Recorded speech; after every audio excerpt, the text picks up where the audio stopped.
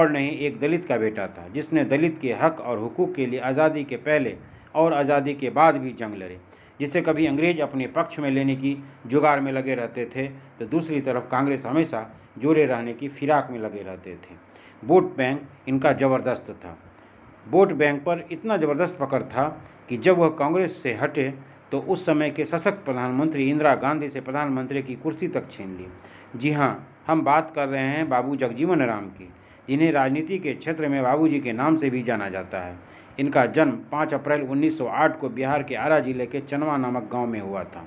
कहा जाता है कि एक बार इनके स्कूल में कार्यक्रम में शामिल होने मदन मोहन मालवीय आए थे, वही मालवीय जिन्होंने बनारस हिंदू विश्वविद्यालय की स्थापना की थी। जगजीवन ने मालवीय के स्वागत में भाषण दी थी। मालवीय उस भाषण से इतना प्रभावित हुए थे कि उन्होंने जगजीवन को बीएचयू में पढ़ने के लिए आमंत्रित किया। उन्हें कक्षा में दाखिला मिल गया, लेकिन समाज में बराबरी नहीं मिली थी। मेज़ में बैठने की इजाज़त तो थी, मगर उन्हें खाना परोसने को कोई राजी नहीं था। मगर उन्होंने हक के लिए लड़ाई नहीं छोड़ी। फिर राजनीति से जुड़े। इनकी पत्नी का नाम इंद्रानी देवी था। इनके 2 बच्चे हैं, मीरा कुमार और सुरेश कुमार। देश में आज़ादी से पहले अंग्रेज़ ने भारत में चुनाव करवाए थे, जिसमें कांग्रेस को बहुमत मिली थी। जवाहरलाल नेहरू का नेतृत्व में देश में 1937 में अंतरिम सरकार बनी थी। 1946 की अंतरिम सरकार में पंडित नेहरू ने अपने कैबिनेट में इन्हें लेबर मिनिस्टर बनाया था। अपने कैबिनेट के सबसे कम उम्र के सदस्य थे।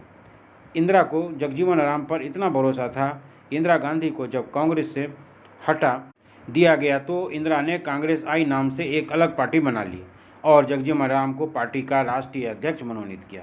जगजीवन राम इंदिरा गांधी के प्रधानमंत्री काल में 27 जून 1970 को देश के रक्षा मंत्री बने, जो 10 अक्टूबर 1974 तक रहे। रक्षा मंत्री रहते ही भारत की पाकिस्तान से जंग हुई और बांग्लादेश एक स्वतंत्र मुल्क बना। इंदिरा गांधी ने देश में इमरजेंसी लगवा दी। इमरजेंसी खत्म होने के बाद 23 जनवरी 1977 को चुनाव का ऐलान हुआ। हालांकि तब तक ना तो इंदिरा को हारने की आशंका थी और ना जनता पार्टी को जीतने की उम्मीद थी। फरवरी 1977 में जगजीवन राम ने अचानक कांग्रेस छोड़ दी। पहले उन्होंने अपनी पार्टी बनाई और कांग्रेस फॉर डेमोक्रेसी, फिर जनता पार्टी के साथ चुनाव लड़ने का ऐलान कर दिया। इनके इस फैसले से ही इंदिरा के विरोधियों में उत्साह आ गया।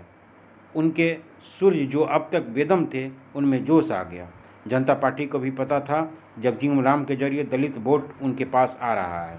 इंदिरा को भी कुर्सी जाती हुई दिखाई देने लगी। चुनाव के नतीजे भी ऐसे ही आए, यहाँ तक कि सबको यह लग रहा था कि अब आखिरकार जगजीवन राम प्रधानमंत्री बनेंगे। लेकिन मोरारजी देसाई ने बाजी मार ली और देश के प्रधानमंत्री बन गए।